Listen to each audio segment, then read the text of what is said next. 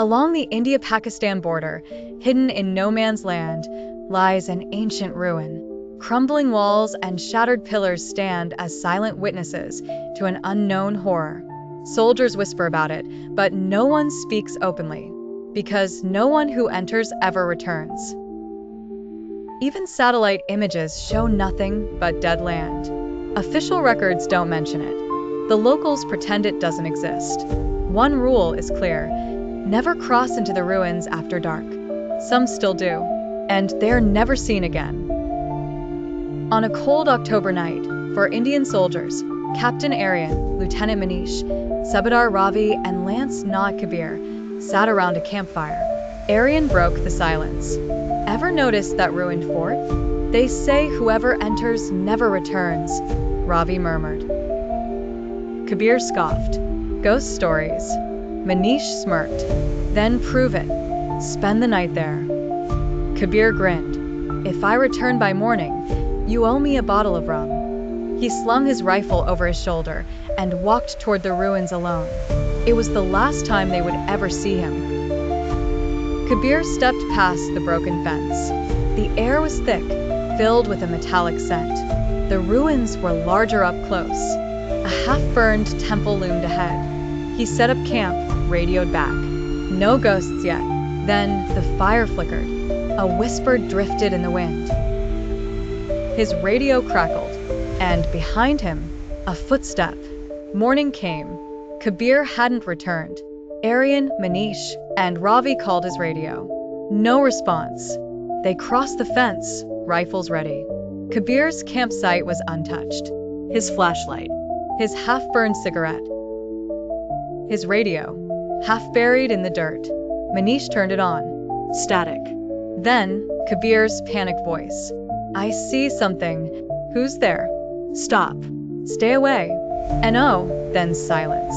And in the static, a whisper, a laugh, and something breathing. The ruins shifted. The way back was gone. This isn't possible, Aryan whispered. Then came the footsteps.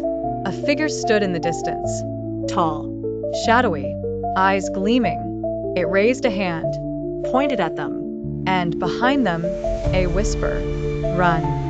They ran. They collapsed outside the fence. The whispers stopped. The ruins stood silent, as if nothing had happened. Kabir was gone forever. The army classified the incident. The ruins were marked restricted. No one was allowed near it. But soldiers still whisper, because on moonless nights, the ruins still call his name. 2 days later, Aryan, Manish, and Ravi sat in their outpost, shaken. Their commander dismissed their report. A desertion case. They knew the truth. Manish heard whispers in his sleep. Ravi carried a Hanuman locket. Aryan couldn't let it go. Kabir was his responsibility. He had to go back. Under a moonless sky, Aryan convinced them to return. We don't go in, he said. We just check. They crossed the fence. The air was dead. Then Ravi froze. Aryan, where's the temple? The half-burned temple was gone. In its place, a courtyard covered in bones. Then they saw them. Footprints. Hundreds of them. Twisted. Clawed. Not human. Then, the radio crackled. Kabir's voice. Help me. Ravi dropped it in terror. And a whisper followed. You came back. Manish swung his flashlight. The footprints moved. Something unseen was circling them. Then Aryan saw it. A figure at the ruin's edge. Tall. Wrapped in tattered cloth. Beneath it, something rotting. It smiled and pointed at them. Run, Aryan yelled. They ran, but the ruins shifted again. The exit was gone. A long corridor stretched ahead, leading deeper in. The whispers grew louder, and behind them, a slow, dragging movement. Something was crawling toward them.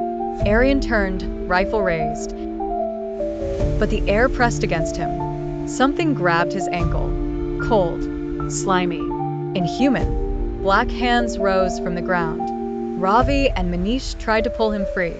Then the ground cracked open, and beneath them, a pit filled with bodies, hundreds of faceless soldiers. And in the center, Kabir. Kabir's lifeless eyes stared.